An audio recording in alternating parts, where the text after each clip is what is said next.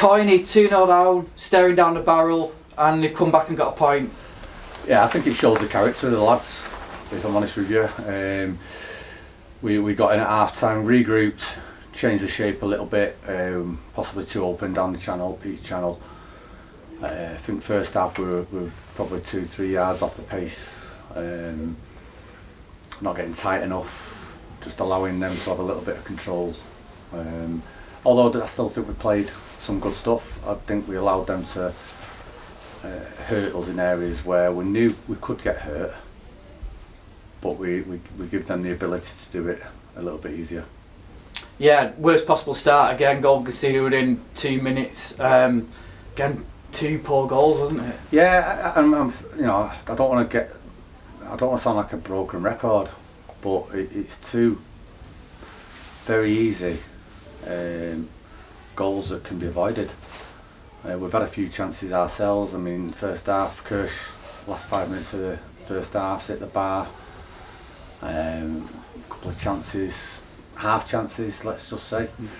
But I think overall we've come out second half. We've shown what we're about. We've probably pinned them back a little bit. They've had a few breaks when we've gone forward, tried to push, and I think the subs brought on at the right times helped change the course of the game.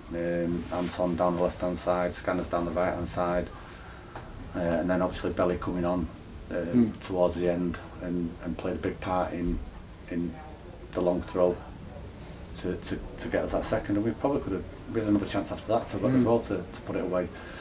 So I think overall I think it was good value for a point. I think it was a good point for the boys, just to stop that rut, let's just say, because it's very easily got into, and you get another defeat that'd have been 4 on a bounce. So it's a draw. We got the point. We pretty much stay where we are in the league.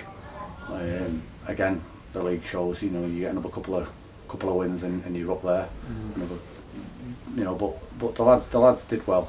The resilience that they shown, I thought, was absolutely brilliant. And also, like you said, the subs changed the game, because it felt at 2-0 the game was just kind of meandering to a close, but you brought them on and they really made a difference, didn't in terms of it upped the tempo, and FC United seemed to struggle to get back into that tempo, whereas we were on it from the front foot, weren't we? We was, and listen, we're 2-0 down, so we've got to do something. We've got to make sure that we get on the front foot, and I think the lads that we brought on, obviously, Scanners and Anton and Belly at the end there, the players which will get you on the front foot and get you into their third and create.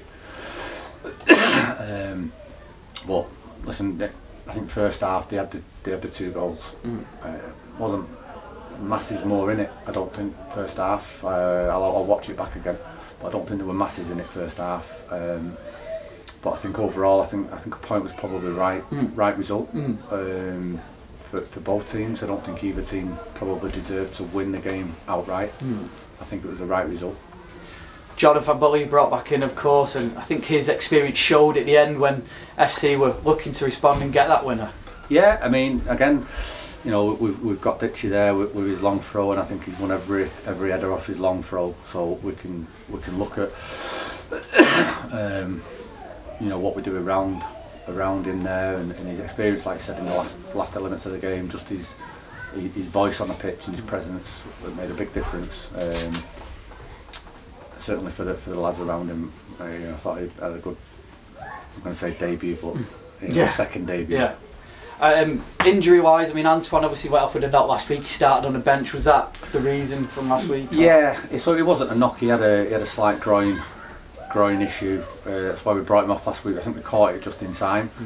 But I knew today was going to be a bit more of a fast-paced game, and I didn't want to aggravate it any more than what it probably trained through the week. Trained well, but I've still got to manage, you know, the group of players, and we went with something a little bit different today tactically.